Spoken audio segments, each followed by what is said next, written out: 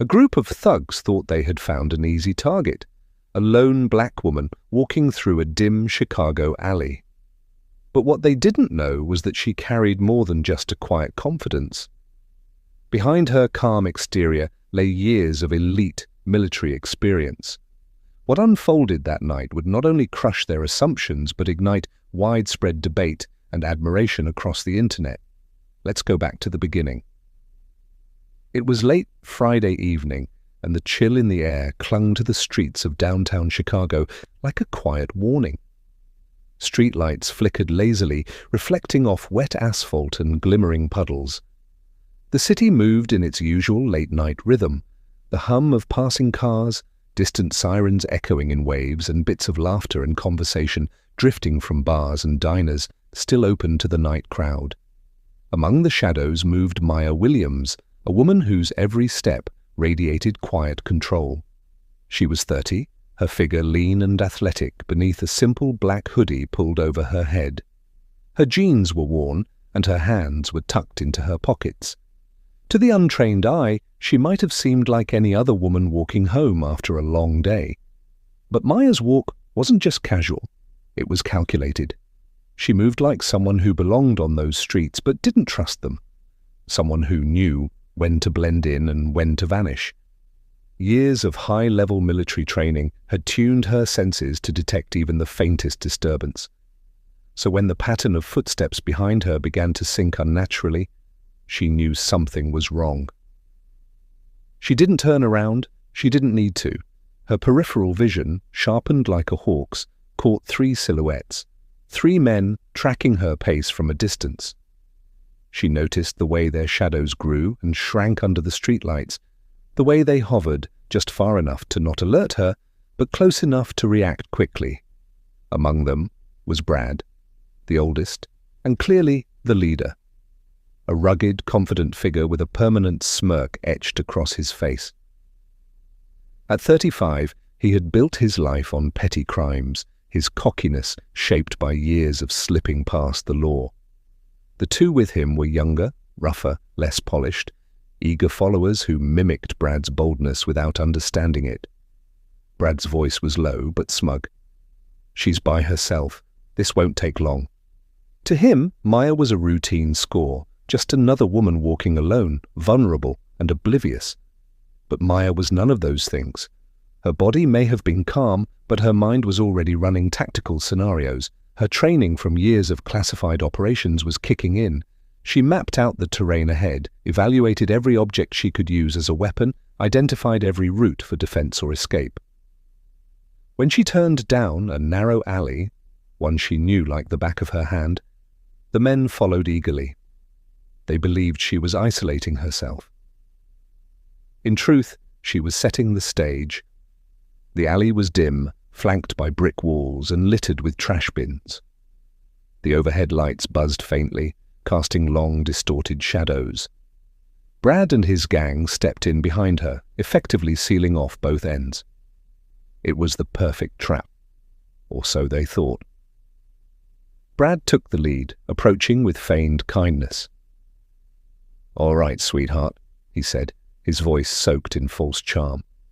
"No need for things to get messy. Just hand over your wallet and phone." Maya didn't flinch. She didn't even raise her voice. "Are you sure this is how you want your night to end?" she asked, her tone flat, even, and unnervingly calm. Brad hesitated, thrown by her lack of fear. But he shook it off. He'd dealt with women who tried to bluff before. Pete, the jumpy one with the darting eyes, stepped forward with a sneer. "Don't make this hard," he muttered as he lunged toward her, reaching for her bag. That's when the night shifted. With the fluidity of a panther, Maya twisted out of his reach, using his momentum against him. She grabbed his arm, pivoted, and sent him sprawling to the ground. He landed hard, gasping and groaning, more in disbelief than pain. The other 2 paused, the confidence drained from their faces. Brad growled, his ego bruised. "Don't just stand there, take her down." The 2 men surged forward, but they were clumsy and uncoordinated.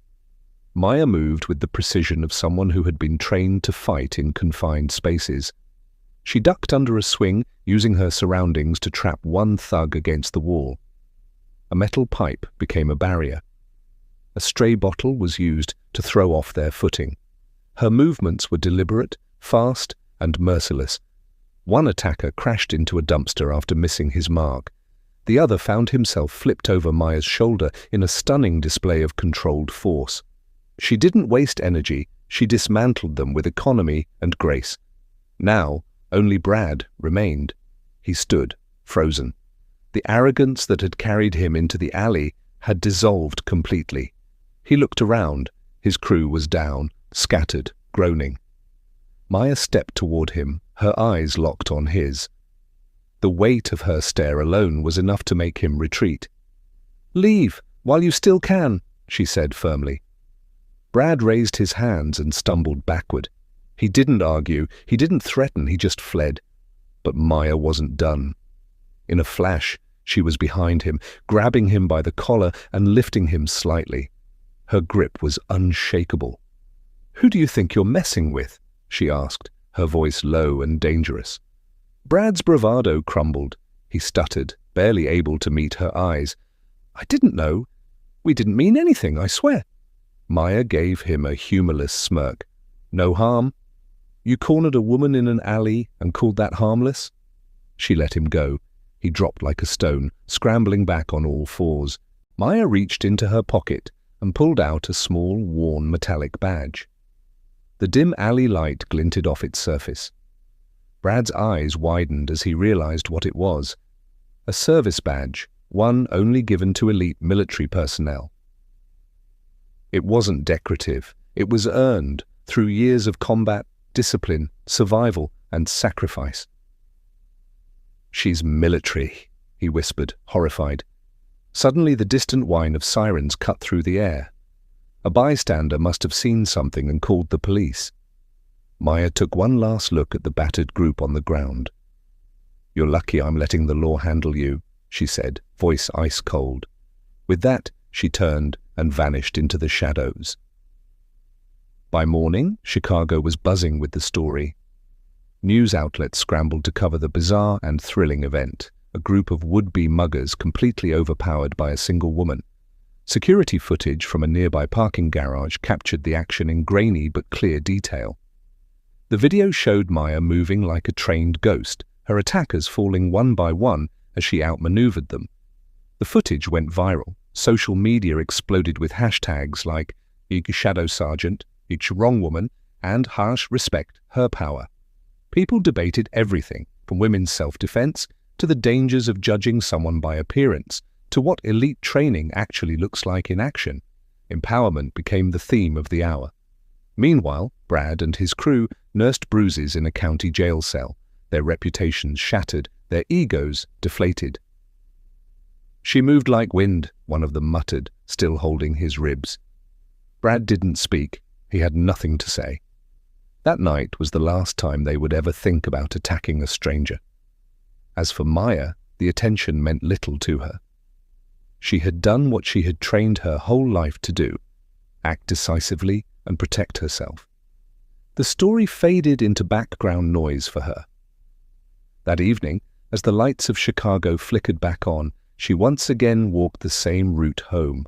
Her posture was relaxed, her gaze was sharp, and for anyone watching it was clear this was not a woman to be underestimated.